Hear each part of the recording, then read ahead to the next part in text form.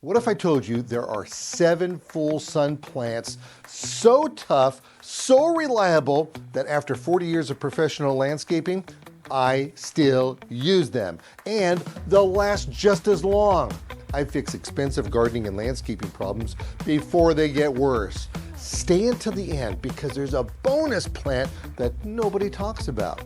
Hit like, subscribe, and let's get into this.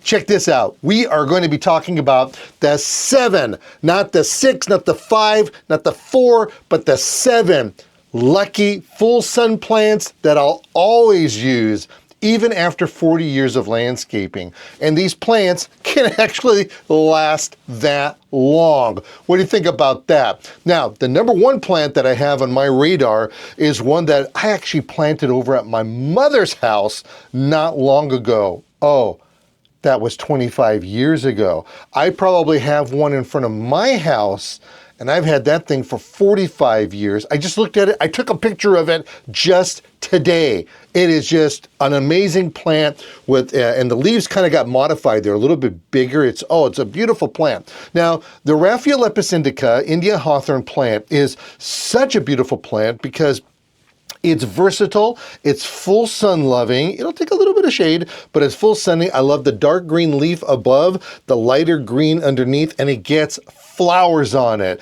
And whenever there's any kind of sun, any kind of sun, it will flower. Usually spring all the way through summer into fall. It is a long-lasting plant, and the best part about it is that the Raphiolepis indica, again, Indian hawthorn plant, does last a long time, can be pruned, and most importantly, becomes drought tolerant. We see this plant actually in a lot of industrial-like settings. You can box them off. I don't like them that way, or you can round them off, or better still, they do best if you thin them out. So keep that on your radio, on your radar. That's the word. Put it on your radar. All right, the next one that hands down has just a lot of life to it. It is a perfect plant to use in a lot of different areas. And one of these areas, you're gonna go, oh, I don't believe that. That would be the plants in the Hemerocallis family. Hemerocallis species, you probably know it as daylily. And a daylily is a gorgeous plant. It's a strap plant. Now, it is susceptible to getting some critters like snails and slugs, so you got to stay on top of that. But the plant is a bunching plant, which means that once you plant it, from the center, it'll start growing out and get bigger, bigger, bigger. A plant will last for eons, and it's a full sun plant. And check this out. Not only is it a great plant to have, it's a great plant to have because the flowers are edible. Think about that for a second. You're out in your landscaping, you pull off a flower, you chew off one of the flowers while somebody's talking to you. Before they open up, the buds are very peppery. And when they do open up, oh, they're just absolutely delicious. And you can cook eggs with them. It's really good. And if you're really industrious, you can take these plants, the Hemerocallis daylily, you can take these plants and make flour out of the roots. Now, the thing that's going to make your mouth drop, it is also, and you could train it to become an aquatic plant. Think about that for a second. Now, a plant that I absolutely love because it has just a beautiful stench to it would be that of the gardenia. I mean, who doesn't like the gardenia, right? Well, when I was in the nursery business, for 5 years, all I was doing was watering gardenia plants. Back in those days, they didn't have all those different essential oils and stuff.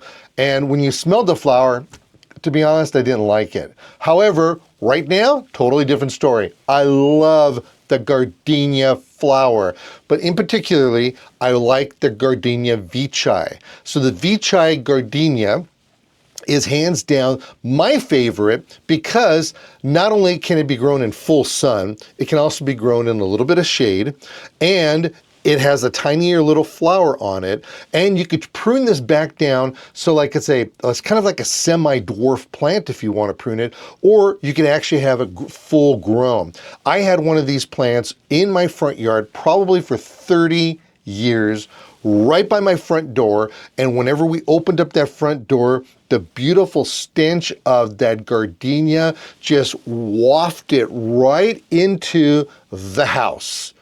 That right there was such a plus because I started liking the smell of it. So make sure you smell the flower first, because you don't want to be disappointed if you don't like the way that it smells. But it is a beautiful plant to have around, and they make really good cut flowers. They brown out very quickly. So when the flower does become spent, I want you to pull them off and get rid of them. Now, this next one is a historical plant. It is a tree. It is the Magnolia grandiflora. You will see these on the east like crazy. You'll see them on the west, not as much, but they are a beautiful plant. You see them in parks mostly.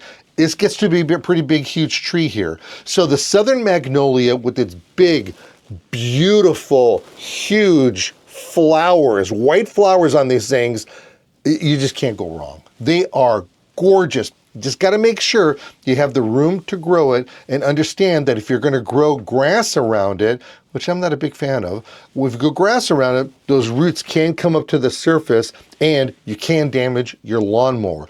So make certain that you don't have grass around it. You got a big enough area, and know that this will be a lasting tree. So cool. Now, I mentioned earlier a little bit about boxing off plants. I'm not a huge fan of that.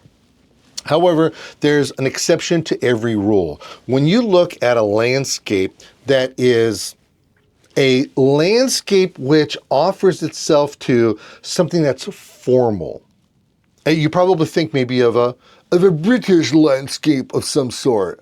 Well, let me tell you something here. You never can go wrong with the Buxus sempervirens. The Buxus sempervirens, in fact, I know for a fact these will last 60 plus years. How do I know that? Because my folks still have one at their house. I know exactly where it's at. I took that thing not long ago because it was growing into the driveway, and I pruned it back really hard to the side. You know what's happening to it? New growth. New growth along that old growth that it has. New growth. Absolutely great. So the boxwood plant, I called it the Buxus sempervirens because that's what it is. The boxwood with its tiny little leaves, full sun plant. It'll take abuse. It becomes drought tolerant. In fact, all these plants, for the most part, you can train them to become drought tolerant. Beautiful for that particular aspect. This is one that you need to add to your landscape. However, they really, these are plants that want to be pruned. That's the whole thing about them. They have those little tiny leaves. You can use shears and you can prune them, no problem. Unlike that Raphiolepis that I talked about, the Indian hawthorn, though you could prune those, the leaves are such to when you cut the leaf, it's gonna look like you cut the leaf. So that one, you wanna thin the plant out. Totally different style of pruning them, but both of these plants are really great. Now, the boxwood, when it wants to be replaced, it'll tell you. Now, the seventh plant on our list over here would be anything in the rose family. Roses, oh my, they'll last 40, 50, 60 years if you know how to prune them and take care of them.